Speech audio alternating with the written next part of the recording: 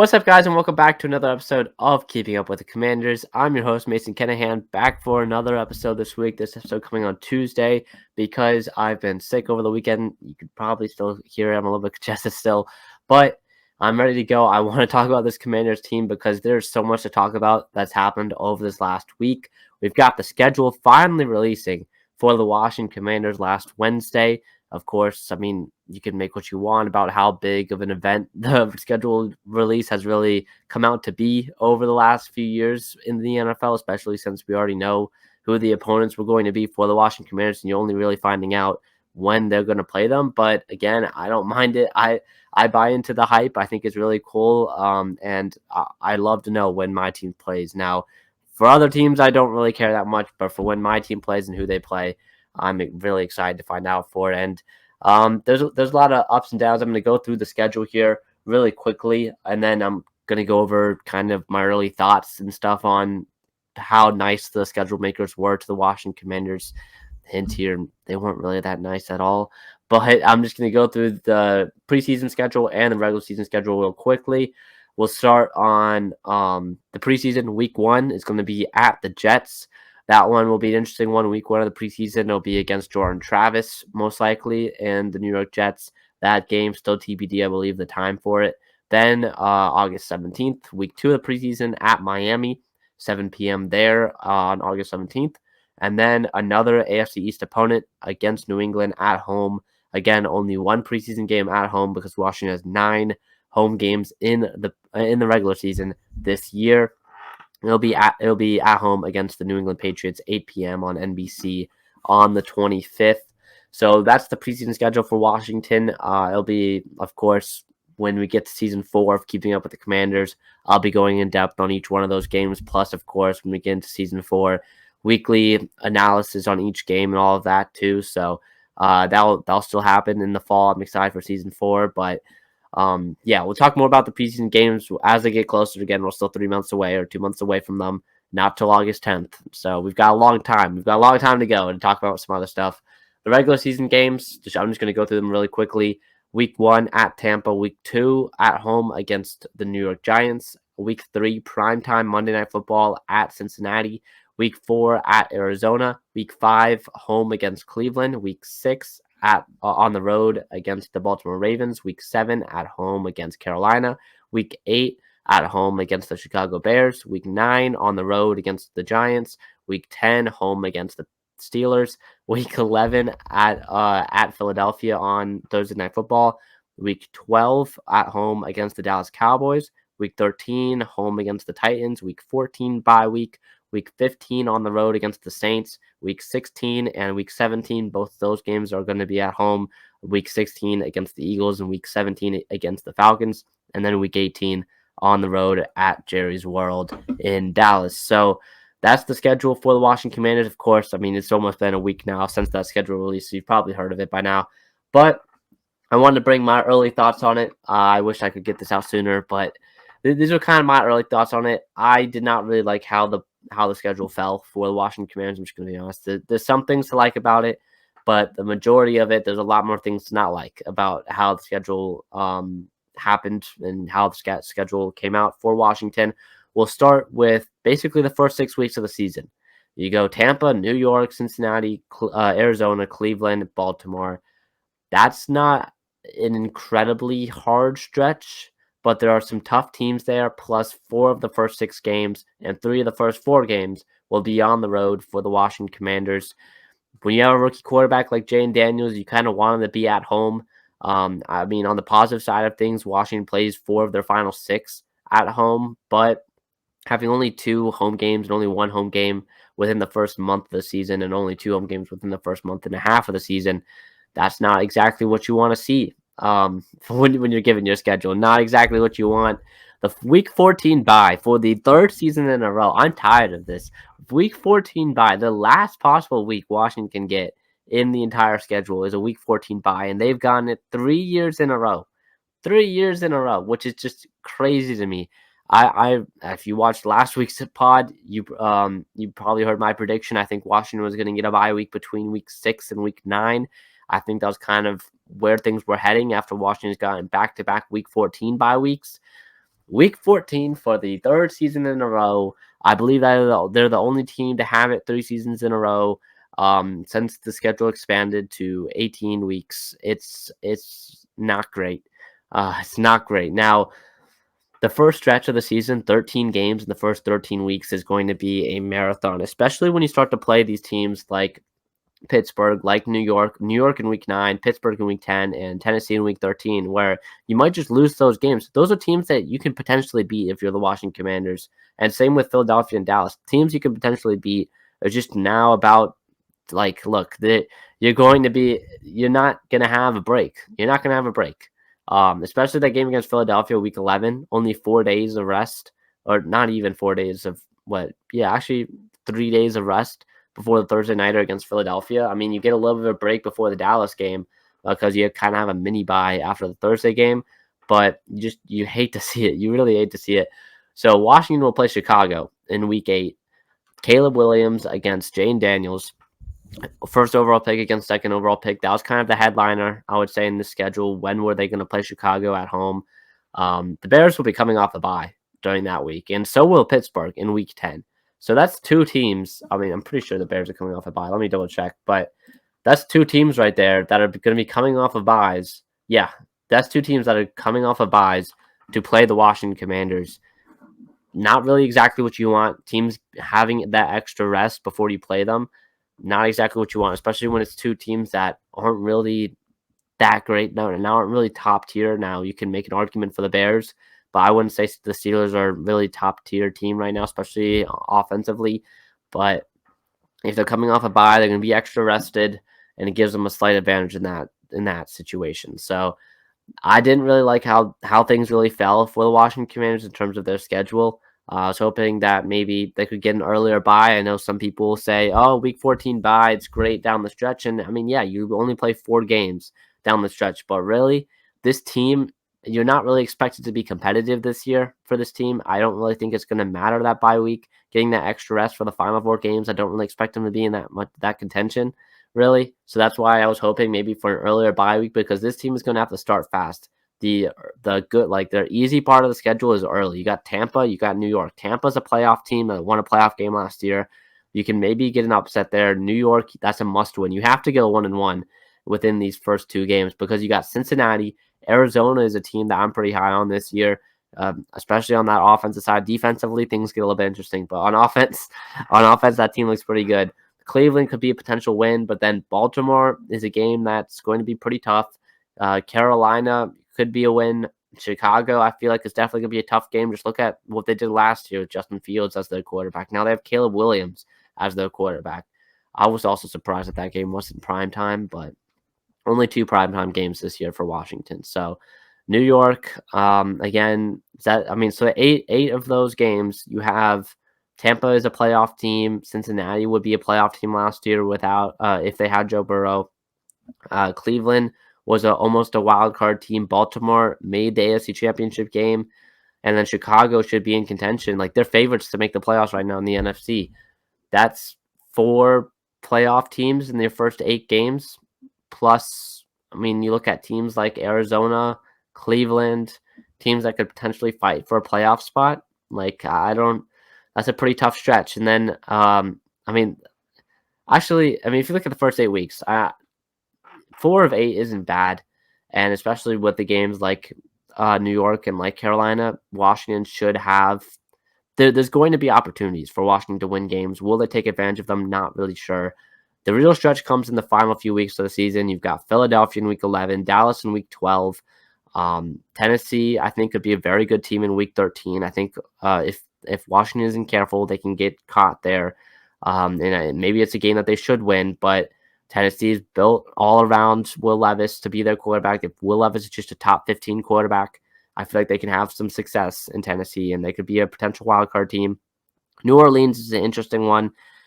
I could definitely see a world where Derek Carr isn't the starting quarterback for this game, but we'll have to wait and see. I really like Spencer Rattler a lot. I had a second-round grade on him. And then Philadelphia, Atlanta, and Dallas, if those quarterbacks stay healthy for all three of those matchups will be tough matchups. So, It's a hard schedule. It's a hard schedule, I would say. There's definitely opportunities for Washington. I don't think opponent wise, if you look at strength of schedule last year, I think it's a pretty easy schedule. Washington has the least amount of miles to travel this year, which is pretty good because you're not playing any West Coast teams. I don't think they're playing any West Coast teams. Oh, Arizona. But Arizona's the only West Coast team that they play on the road. But beyond that, not really anything. So there's definitely going to be opportunities in the schedule. Mostly looking at week 2 against the Giants, week 7 against Carolina. Both those games have to be must wins. And then I would say as well, week 10 against Pittsburgh, week 13 against Tennessee, and week 15 against New Orleans. Those are going to be opportunities, especially when you play Dallas and Philly twice a year. You play some rising teams like the Chicago Bears that could potentially be good, in the Arizona Cardinals. You play the AFC North, so that's the Cincinnati Bengals, the Cleveland Browns defense. You play the Ravens. Like, those are going to be tough games. So you're going to have to pick up the easy wins, which is hard in the NFL. So I'm just looking at this. I'm looking at some of these pass rushers and some of these defenses. I'm looking at the offensive line right now, and it's really scaring me. So that's all I'm going to say. I kind of just want to give my early thoughts on the Washington schedule. The preseason games will be pretty interesting, though. We're going to talk more about that next season, but those games I'm kind of excited for. So that's the schedule for Washington this year. Moving on now.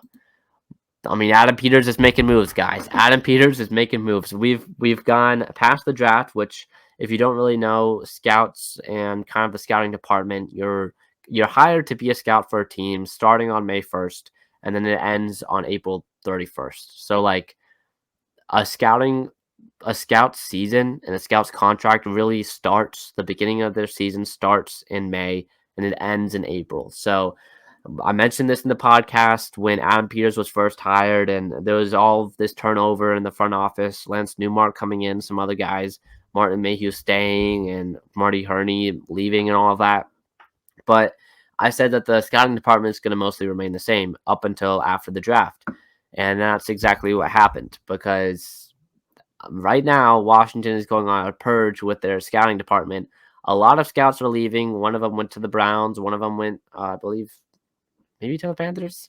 But the scouts leaving. Washington is hiring a new director of player personnel. They're hiring a new national scout among some other guys. So I wanted to kind of go through them. We'll start with Brandon Sosna, because Brandon Sosna has been. Let me bring up his entire thing. Okay. What was his actual title? Okay, I got his actual title. Brandon Sosna has been hired as the Senior Director of Football Operations, Senior Vice President of Football Operations. I want to get, okay, exactly that. Senior Director of Football Operations, Brandon Sosna. You've probably never heard of him, but let me tell you about this guy. I am super excited about this hire. Sosna is only 31 years old, and he's being brought in as the Vice President of Football Operations for the Washington Commanders. He has been with the Lions staff as the Senior Director of Football Administration since 2022. He was the USC in college, Southern California, Chief of Staff from 2019 to 2021. He's done salary cap and contract stuff with the Browns. Again, he's only 31 years old, and he's being brought in for a very high up position like this. I mean, if you just look at Lions fans' reactions to losing this guy, you can really tell how much impact he had on these long-term deals that the Lions have signed this offseason. Guys like Penei Sewell, guys like Jared Goff and Amon-Ra St. Brown, who have signed long-term extensions with the Detroit Lions. Sosna has been kind of one of the main contract negotiators for the Lions, and he's now bringing that skill set to the Washington Commanders to kind of focus on those contract negotiations and among other things, because, I mean, right now there really isn't anyone that kind of needs a contract extension beyond Sam Cosmi. But in the future, with all of these draft picks that are coming in for Washington, the Commanders drafting 9 different guys in the draft a few weeks ago. If these guys turn out to be good players, we're going to need a good person to negotiate these contracts and get the best offer, best deals, as that was really something that kind of the past regime struggled with, I would say. I wouldn't say the past regime actually struggled with it, but Washington in general has struggled with it in the past, not being able to sign their own guys like Brandon Scherf. among other players. Now, they've done a good job recently, I would say, by signing Deron Payne and Jonathan Allen and Terry McLaurin all to long-term extensions. But some of the other kind of slightly above average players that are just good role players, they haven't really been able to keep on the team for a while. So Sasna is going to be coming in to now do this contract negotiation. Of course, Sasna working with the Detroit Lions over the last few years. You look at the connection with Lance Newmark, the assistant general manager for the Washington Commanders. Newmark has been in Detroit for the last few years, so you kind of see the connection there.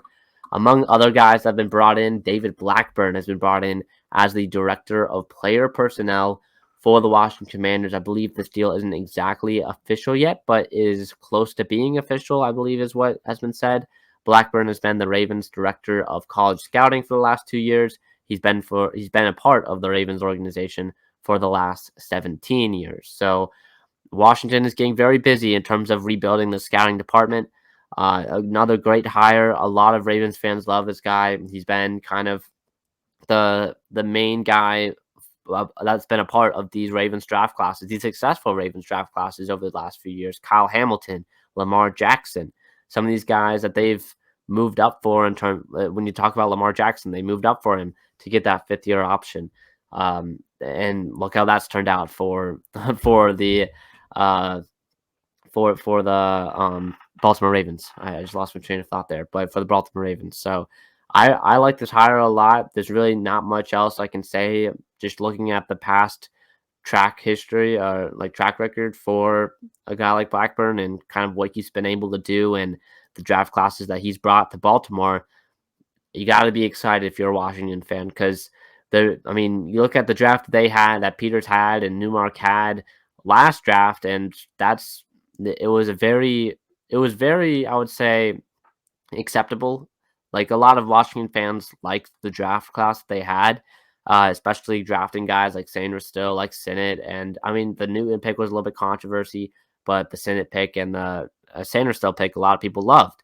And you now have Peters bringing in his own guys that they like, and that they handpicked instead of the scouts that were already in the building from the Ron Rivera era. And you got to be excited about what the future holds for Washington. Another guy that they hired as national scout, Dwayne Jones. He's been the Falcons' assistant director of college scouting since 2021. He's also been a regional and area scout for the Baltimore Ravens and for the New Orleans Saints. So he has that connection with Blackburn in terms of his time in Baltimore.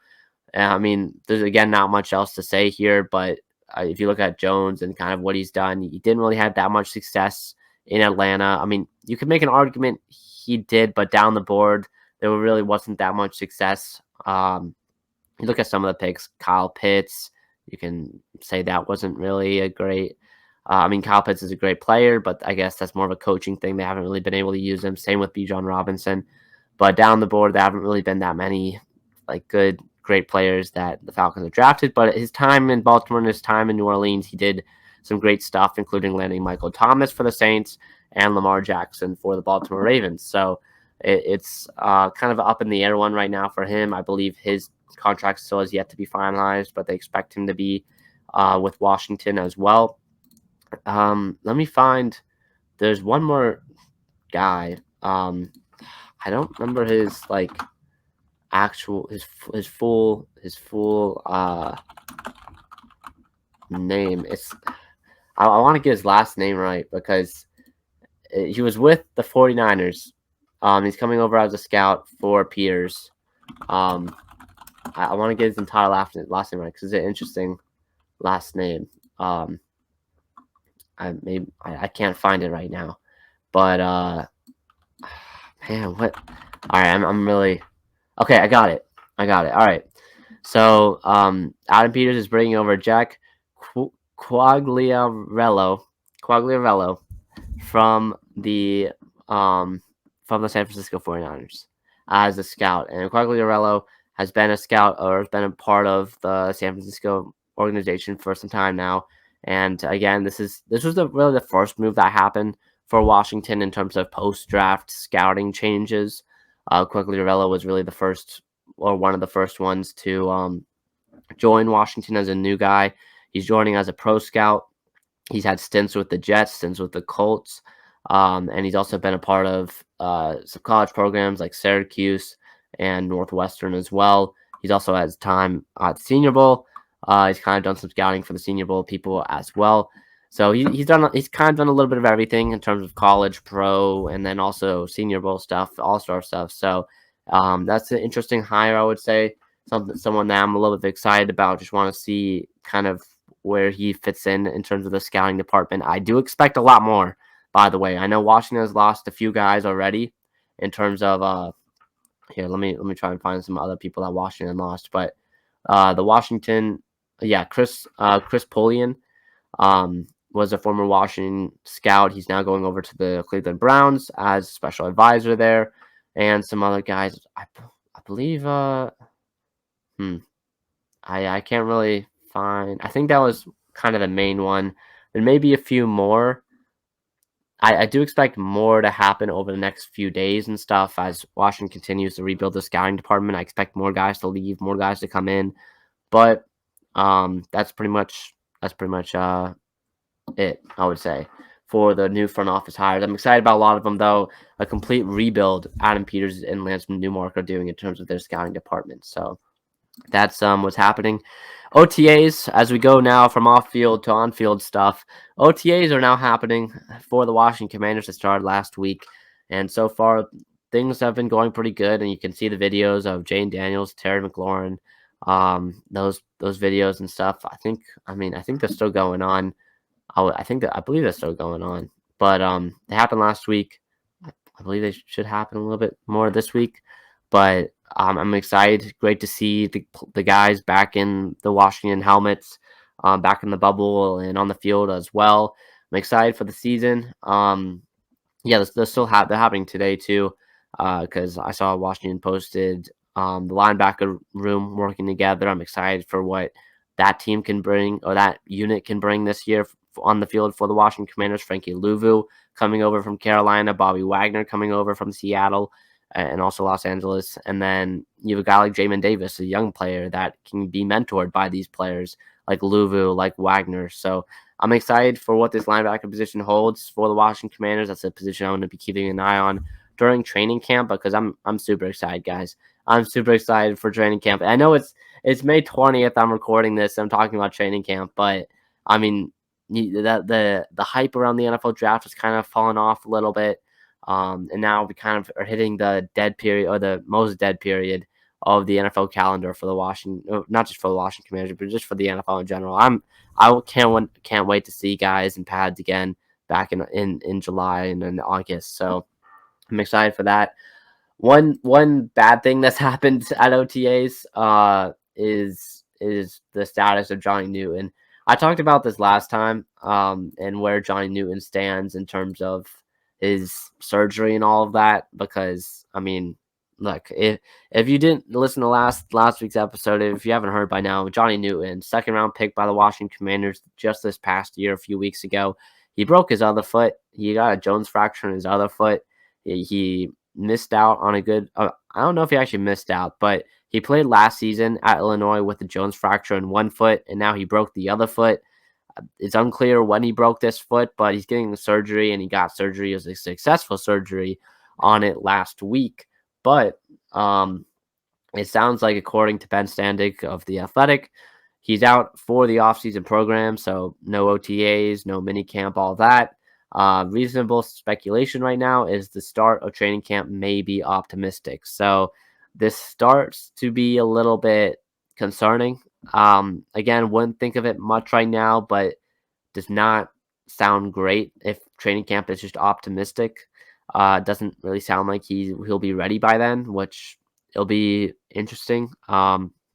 Interesting to see what happens with him and with the depth across the defensive line, because this is giving me a little bit of flashbacks. Second round pick back in 2022, Fidarian Mathis, of course, tearing his ACL on the second play of the season, and he's kind of had some other injuries and stuff that's kind of put him out so far in his 2-year NFL career.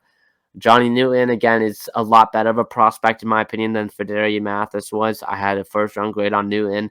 I still have a lot of hope for Newton, but in terms of getting those practice reps in the offseason, training with the guys like Daron Payne, Jonathan Allen, learning from those guys, doesn't really sound like Johnny Newton can do much, which until probably mid-August, it sounds like, or early mid-August. So that's not exactly what you want to hear of the second round pick you just drafted, especially since you didn't know it. It sounds like at the time that you drafted him, but it's still something to keep an eye on because it's it's a little bit concerning, but I'm still hopeful. I think as long as Newton can play week 1, as long as it's something that doesn't linger, I'd rather have him wait longer right now than have it refracture again once we get to week 1 or week 2. So preseason as well. So I mean, if this just more precautionary, that's good with me, and I'll take it. So that's kind of what's happened for the Washington Commanders over the last week or so. Not really much beyond the schedule and beyond some new hires across the front office.